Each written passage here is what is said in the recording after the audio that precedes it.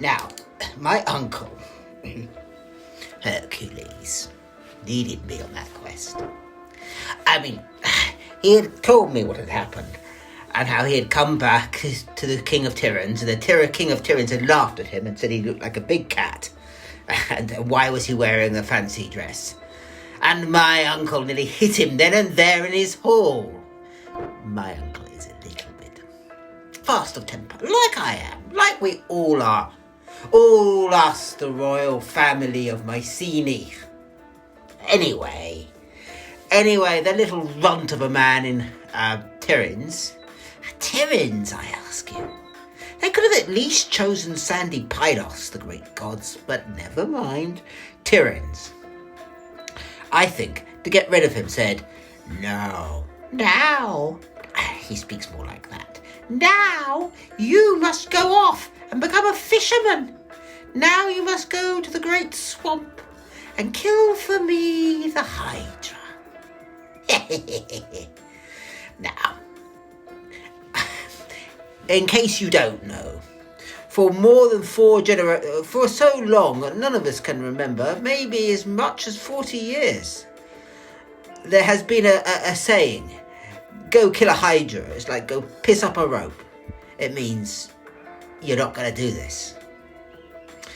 So Hercules, that's my uncle, came to me and said, what do you think he means?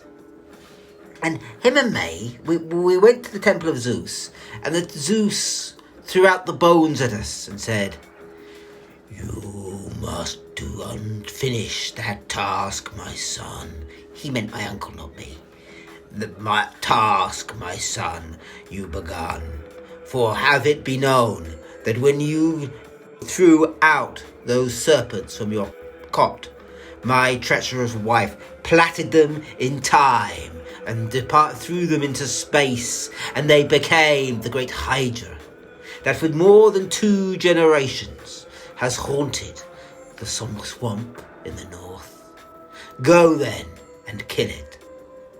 But know this enigma, that each time you cut its neck, each head you strike, 2 more come.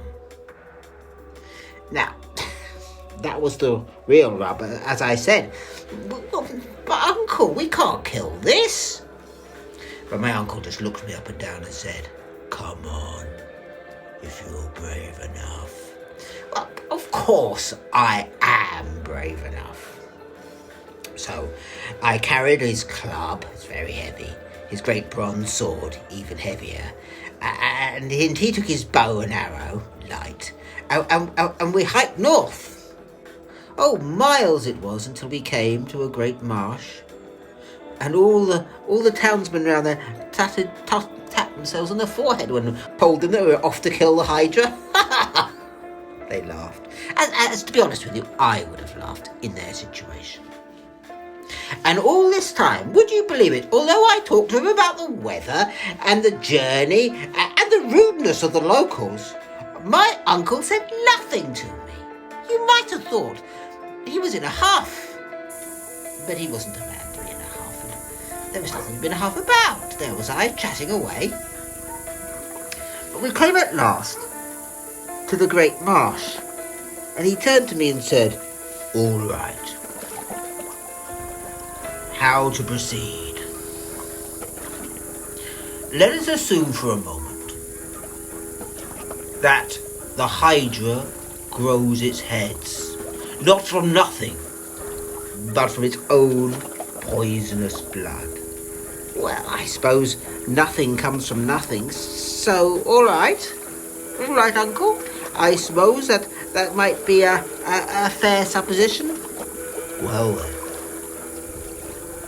said my uncle, what is it that stops the blood flow when you cut? A bandage, I know that one. He looked at me up and down and said, no, my child, you have so much to learn. Us warriors use flame to staunch a wound. Now that sounded excruciatingly painful, but I let that pass.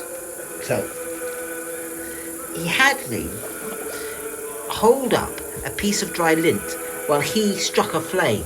It took a few times there in the misty marsh, but at last the pair of us had a couple of torches lit, and we advanced deep into the mud. Oh, and it was so full of leeches, you wouldn't have believed. Ugh, I hate leeches. Well, while I was just picking off the 10th one, suddenly the water started to twist and to boil, like a 1,000 heads were erupting. A thousand snakes came up towards us. Well, at least 12, writhing all of a sudden, driven, as it were, by one mind.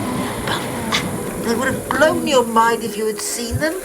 They were not the one sight. They caught my eyes. My uncle said, "No, look up." I looked up, and as I looked up, he struck with his mighty club, and the head flew off.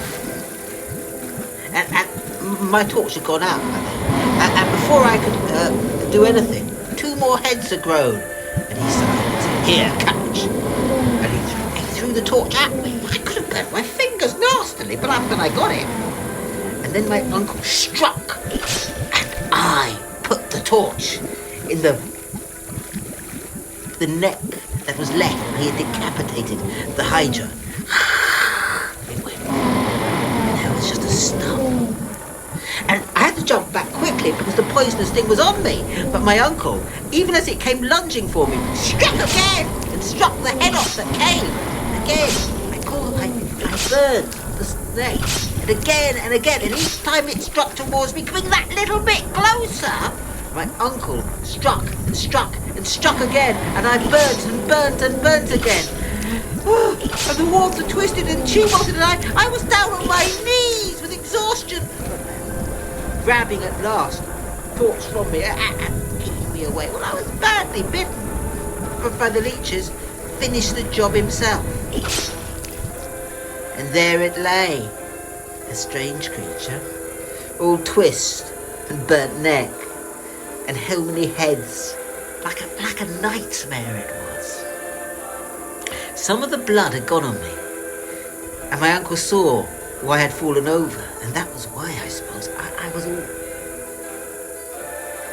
was all blistery. So he took his torch, and he burnt me. I can feel it still. I haven't gone one of his journeys since. And then he smiled, and he took his bronze arrows, which had taken no part, none at all, in the doing, and I put them in the blood, one by one by one, saying only, "Such poison should not be wasted." And then he bade me go home to Mycenae, and he marched off to Tiryns. Well, that's my tale about the day I nearly became a hero. He never did ask me again. I sometimes wonder why.